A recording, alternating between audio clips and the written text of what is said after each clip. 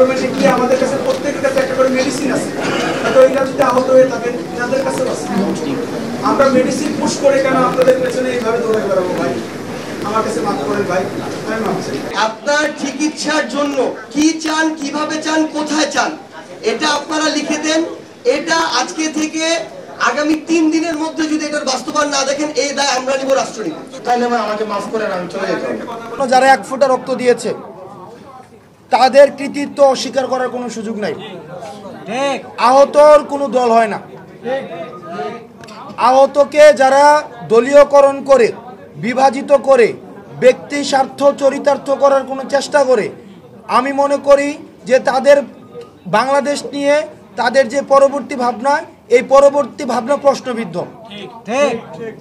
আহতদের নিয়ে কোনো বিভাজনের রাজনীতি, এই রাজনীতিকে আমরা সন্দেহের চোখে দেখি। যারা আহত হয়েছে আপনারা বলছেন আপনারা 3 জন প্রতিনিধি দিবেন, 4 জন প্রতিনিধি দিবেন, কে আসবে সেটা তো আমরা বলতেছি না, কিন্তু কারা হবেন আপনারা আলোচনা করে হন ভাই। আমি তো এটা নিয়ে কোনো ধরনের কিছুই না। আপনারা আলোচনা করেন, আপনারা আলোচনা করে 4-5 জন প্রতিনিধি নেন, এটা আপনাদের সিদ্ধান্ত। এখানে কি আমি বলে দিচ্ছি যে ভাই উনি থাকতে হবে, উনি থাকতে হবে, এটা আমার আলোচনার বিষয়, এটা আপনারা সিদ্ধান্ত নেন। কিন্তু আপনি যদি মনে করে থাকেন এই আলোচনায় এই আহতরা থাকতে পারবে না, এই আহতরা থাকবে, তাইলেও সমস্যাটা কোন জায়গায় দেখেন। আজকে হয়তো ভাই দেখেন, আজকে হয়তো আপনার 4 জন প্রতিনিধি একটা দফা দাবি দিবে, আবার অন্য আহতরা এসে আবার আরেকটা দফা দাবি দিবে। সরকার কোনটা মানবে আমাকে বলেন? সরকার তো আর 10-12 দিন বসতে পারবে। সরকার কোনটাকে বলবে আমাকে বলেন? সরকার সব আহতদের, তার মানে কি সব আহত থেকে একটা দাবি আসা উচিত। আপনি এই যে হিল্লোল ভাই, আপনি বলেন, এই যে এখানে হচ্ছে নাজমুল আছে, সুজন আছে, তুমি আমাকে সুজন বুঝাও। ধরো তুমি 5টা দাবি দিলা, দিয়ে চলে গেলা, আবার আরেকটা গ্রুপ আসলো, আবার 5টা দাবি দিল, আবার আরেকটা গ্রুপ আসলো, 5টা দাবি দিল। এখন আমরা কোনটা করবো বলো? এখন ভালো কোনটা যে সবাই আপনারা মিলে আপনারা প্রতিনিধি সিলেক্ট করেন? আমরা আহত যোদ্ধা ভাইরা সবাই যারা এখানে আছি, প্রয়োজন হলে আপনারাই এখানে আগে নিজেরা বসবেন, বসে একটা কাগজ কলম নেবেন যে আপনাদের চাওয়া কি। এই যুদ্ধে যারা জীবন দেওয়ার জন্য প্রস্তুত ছিল তাদের ওইটুকু বিবেক আছে যে খুনি হাসিনাকে, একজন খুনি হাসিনা স্বৈরশাসক ফ্যাসিস্ট চিন্তা করতে পারে, তার ওইটুকু বিবেক আছে আমার কি প্রয়োজন, রাষ্ট্র আমাকে কি দিতে পারে, কি দেওয়া উচিত। আপনারা নিজেরা বসে আগে এটা ঠিক করেন যে আমরা এই জিনিসগুলো আমাদের জন্য চাই, এটা আমাদের জন্য এই মুহূর্তে খুব বেশি জরুরি। এই জিনিসগুলো আপনারা সবাই ঠিক করে আপনারাই বলেন যে আপনারা যাদের ডাকে রাজপথে নেমেছিলেন তাদের সহ বসবেন, না তাদের সাথে আপনার সরকারের কাউকে লাগবে, আপনারাই বলেন আমাদের কে লাগবে। তাদের সাথে বসে আপনাদের একটা টিম দাবিগুলো যখন দিচ্ছেন, আমি ধরে নিচ্ছি এখানে 100 জন আছেন, তাহলে দাবিগুলো তো 100 জনের, 3 জন বা 5 জন এসে ওই দাবিগুলো প্রেজেন্ট করেন, আমাদের এইগুলো লাগবে, এত দিনের মধ্যে প্রয়োজন, তাহলে তো সমস্যা শেষ হয়ে যাবে। আরেকটা বিষয়, ভাই আপনি যদি আমাদেরকে আপনারা যদি কোঅপারেট না করেন, আপনি আমাদেরকে আনছেন ওখানে, আমি আসতে চাইনি, আমি চলে যাব। কালকের যে ঘটনা হয়েছে, আমি পুরো সময়টা আমি কিন্তু আমরা একসাথে কোঅপারেট করছি, দেন একটা সিদ্ধান্ত পৌঁছাইছি। আবার যদি ঘটনা প্রথম থেকেই শুরু হয় তাহলে তো লাভ হলো না। এই যে ঝামেলা তো এটা একটা পর্যায়ে গিয়ে শেষ হয়েছে এবং একটা আমরা সেটেলমেন্টে আসছি, তাই না? এরপরে তো মিটিং, এখন আবার যদি পিছনে ফিরে যায় তাহলে আমাকে মাফ করেন, আমি চলে যেতে হবে। বলুন, আপনারা যদি অনুমতি দেন তাহলে আমরা সসম্মানে আমাদের গাড়ি করে আমরা আবার আমাদের হাসপাতালে ফিরে যাব। আর আমি একটা কথা গতদিনও বলেছি, আজকেও বলছি, আহত যারা তারা অবশ্যই আমাদের একটা পরিবার।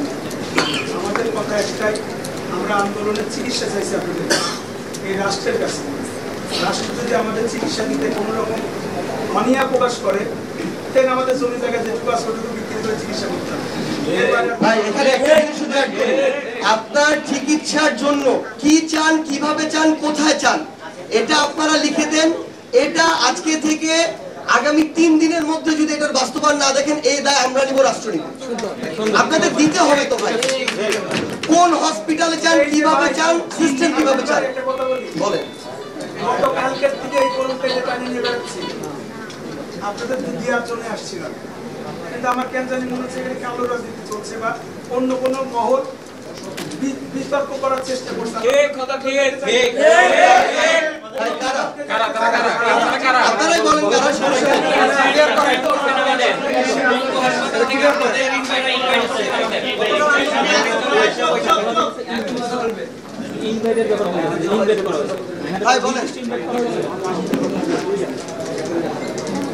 রাষ্ট্র পরিচালনায় আপনাদের বড় দায়িত্ব পাচ্ছেন, এটা বিচার বিশ্লেষণা আপনারা করবেন। এখানে অনেক বড় বড় কর্মকর্তারা আছে, তারা করবেন, আপনাদের সাথে বসে করি। এটা আমরা নগণ্য কাজ করি। আমরা কিন্তু হাসপাতালে পড়ে আছি এখন, অটোমেটিকলি আমাদের কাছে প্রত্যেকের কাছে একটা করে মেডিসিন আছে, তো এরা যদি আহত হয়ে থাকেন তাদের কাছেও আছে। আমরা মেডিসিন পুশ করে কেন আপনাদের পেছনে এইভাবে দৌড়ে বেড়াবো ভাই?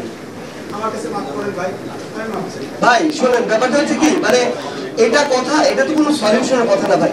আপনার দৌড়াইতে হবে না, আপনি তাহলে এটা বলেন যে ভাই আমার এখানে আসতে হবে, এখানে এসে এই দাবিগুলো এভাবে নিয়ে যাইতে হবে, এগুলো এতদিনের মধ্যে এভাবে করে দিতে হবে। আমি একটা দিন বলি ভাই, আমি আপনার সাথে এক জায়গায় সরাসরি দ্বিমত প্রকাশ করি। এখানে যে ভাইরা আছে আমি সবাইকে বাই ফেসে চিনি।